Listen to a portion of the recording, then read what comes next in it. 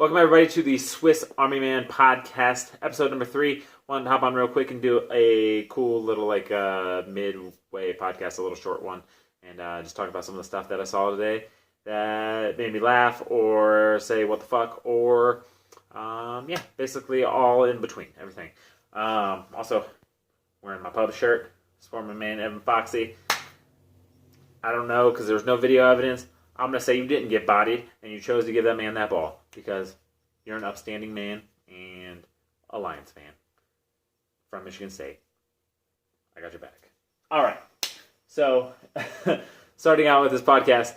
Also, by the way, big cardigan season. I go through these phases every couple of years where I just wear the shit out of cardigans, and that is what's currently going on. So, you might see me in a lot of cardigans. I own quite a few of them, and I go through phases where I really like to wear them. So, cardigan season. All right.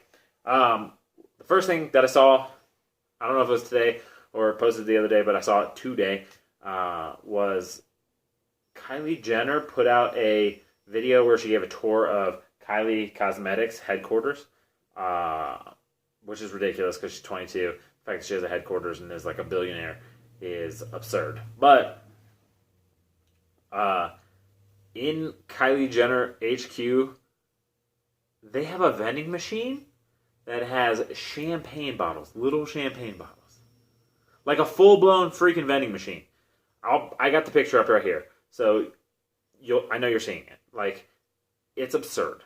Like, a vending machine in a workplace, a corporate business office. Yes, I know it's Kylie Jenner. But a corporate business office of a billionaire has a vending machine full of little bottles of champagne. I'm not going to lie, actually, I'm kind of jealous. I would love to work at a place where cool stuff was in vending machines that you could get, especially if there was alcohol, and you could be responsible with it. That'd be awesome. Could you imagine just going on lunch break and grabbing like a shot of like Patron or Fireball or Rumple Mints or anything you can think of? That'd be pretty dope. Also got me thinking of what else you would put into a vending machine that could be pretty awesome. And I really just kept going back to little bottles of alcohol. Because that seems like that would be the coolest thing ever when you're working. Who doesn't want to be a little day drunk while they're working on their job, if that was possible and allowed by your job? That would be super cool. Cans of beer would be awesome too. Like any cans of beer. That'd be pretty cool. What else would be awesome? Like pizza. That'd be cool if you get just pizza. Like just always had a hot pizza that was like good. That would be a little bit more, bending the realm of humanly possible, but that would be pretty awesome. Leave a comment below in the comments and tell me what you would have in your vending machine at your office if you could. Speaking of beer, that takes me to the second story of Coors Light partnering with the Joe Bros to put the Jonas Brothers on bottles of Coors Light. I would assume it has to do with, I didn't read the article, with the lyric Cool from their new record, and the Rockies being cool, and something to do with that little blue cool label on the front that turns blue when it's cold. That would make sense. I don't know if that's the case or not, but that's just where my brain went with it. The Jonas Brothers went from purity rings to on bottles of beer. Let that sink in. Yep. Camp Rock to Coors in the mountains, getting hammered drunk and having fun. I mean, Joe Bros have reinvented themselves. Where is Hanson at? That's my question. Where's Mbop? Like, what are they doing? Like, are they going to make a comeback? Because I feel like that would have been a cool one. Like, the Joe Bros, awesome. Make great music. That new stuff is some bangers. It's some of the most tolerable stuff I could listen to with some preteen kids in my car. I can get down on that. Hanson would be a cool comeback, though. Huge shout out to my brother who loves Hanson, Penny, and me. Let's go. All right. From that, we're going to go to me feeling old and also somebody who's older than me, which is Tom Brady becoming the oldest person to rush for 2 touchdowns or a multi-touchdown game in an NFL football game in the history of the league. That's right. 42-year-old Tom Brady got 2 rushing touchdowns last night in the game against the Bills. Tom Brady just breaks records. Like, I feel like maybe it's some obscure records, some stuff that like you would be like, what are you even doing? And how is that even a record? I guess I've never really thought of like the oldest man to rush for a multi-touchdown game. I don't know why, but and if anyone knew who the previous holder was, I would be very surprised. I will tell you that it is Doug Flutie, who did it at 41 years and some odd days. So Tom Brady's 42, rushing for 2 touchdowns, going out there, just adding to the legacy of Tom Brady. Does anyone think they might just go undefeated this year? I know that in my preseason pick'em, which if you want to follow, I have it literally tagged. It's my pinned post on the top of my Twitter, which is @PatchOfBlackDFS. I have them going 16-0 and then losing to the Colts in the playoffs. But looking at their schedule week by week, I literally don't think they can lose to anybody. The Chiefs might give them a run. The Eagles, some people would say, could be a tough matchup. I know they got the Cowboys on there somewhere. But, I mean, their offense isn't even playing good, and they're winning. Tom Brady's going to figure it out. He might just rush for like 30 touchdowns this year. Why not? Tom Brady can do anything, apparently. Going from Tom Brady to some more obscure, crazy, stupid news. I don't know if you guys saw this, but the world record for biggest avocado was just broken in Hawaii. Yeah, who knew that was a world record? I guess it makes sense because they have world records for everything, but I'm about to find some obscure world records and just beat them, I think. I might just go on a search of the most obscure world records and try to beat them. I don't think I'd mind being a world record holder. I mean, that'd be pretty dope. Even if it was for like 3 seconds. I mean, I feel like there's something out there I can become a world record holder at. We'll figure that out. But huge avocado in Hawaii. This avocado measured at 5.6 pounds. The article I read said it was enough to feed 20 people guacamole. I don't know how they estimated that because I guess maybe they go by serving size. They didn't say in the freaking article, but obscure stat there. 20 people could eat guacamole off this avocado. That's ridiculous. A 5.6 pound avocado. I mean, I don't know how much the avocados that I get weigh, but I'm assuming probably like a bag of them is pretty close to 5.6. Like if you get a big bag, maybe like, I don't know. Like, but that's a huge avocado. 5.6 pounds. Literally in the article, there's like a little boy holding it, and it looks like it's the size of his head.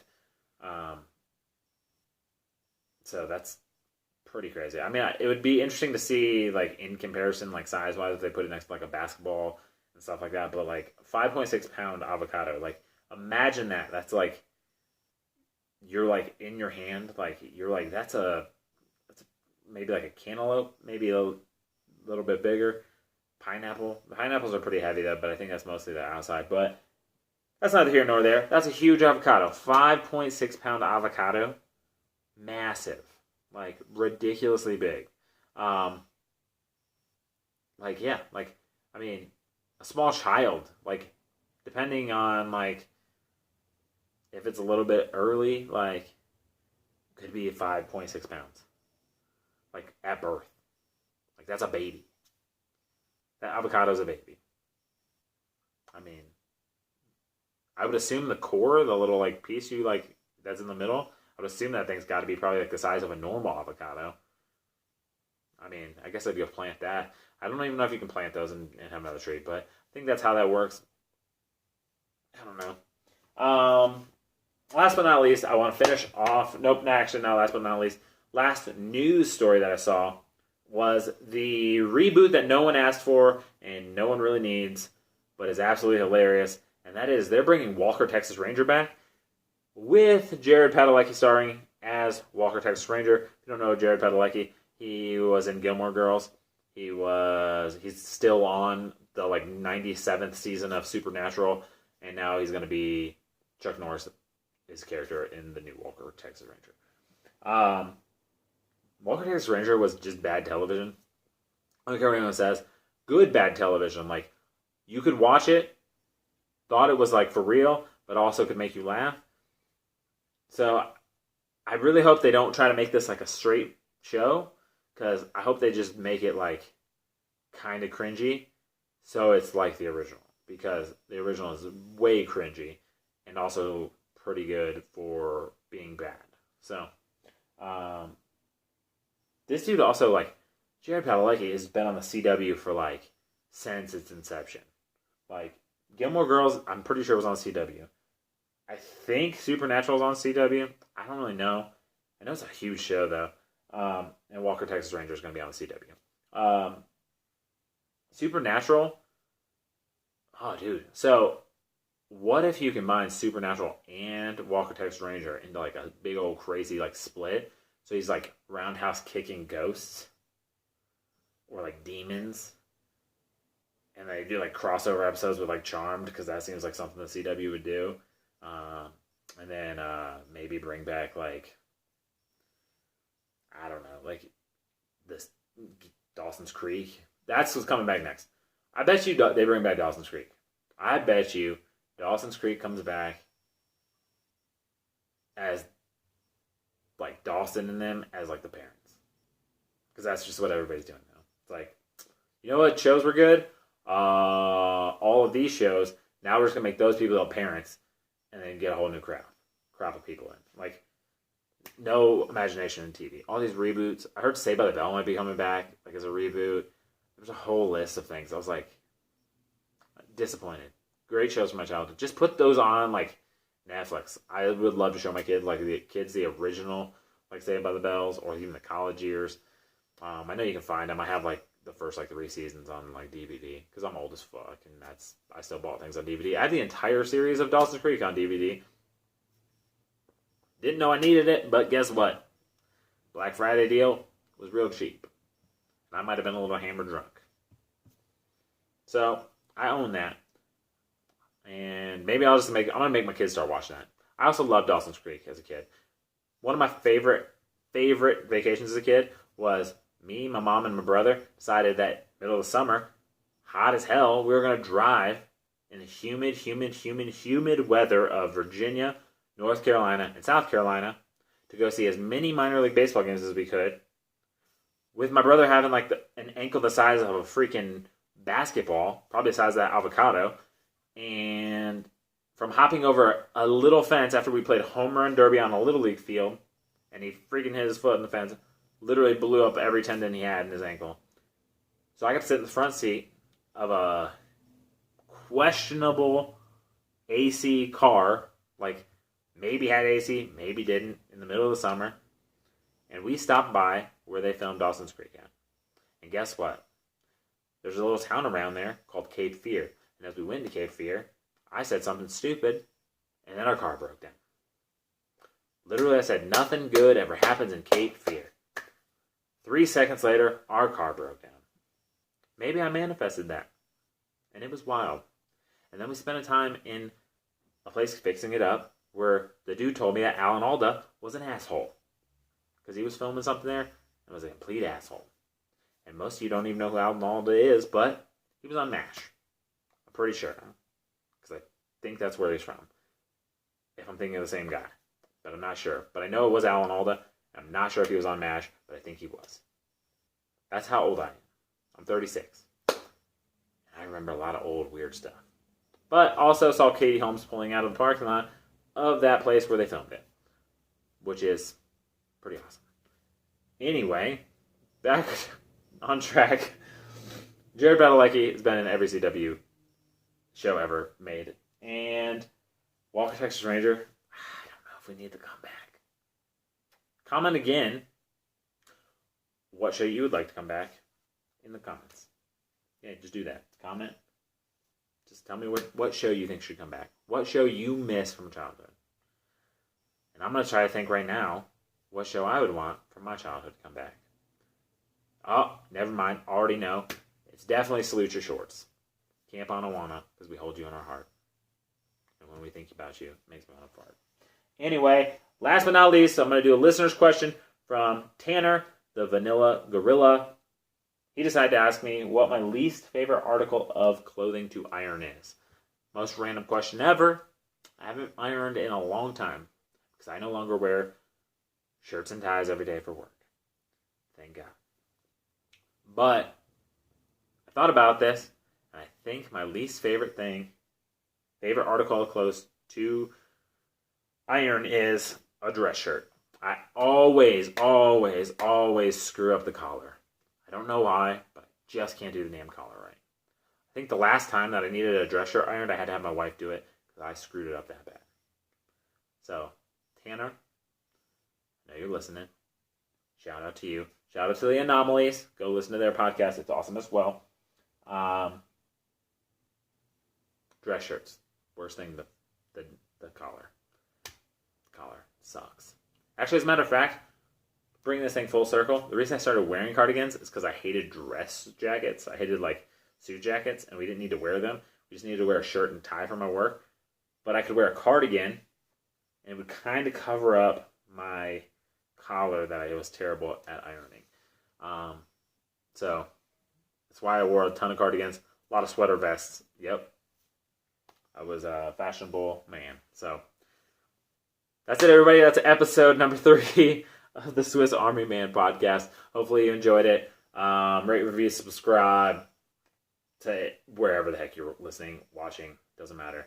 Follow us on Twitter at the Swiss Army Man Pod. Swiss Army Man Pod. No the. At Swiss Army Man Pod. Or follow me at Patch of Black DFS on Twitter. Say hi. I always like to talk. So, see you guys next time. And have a good night.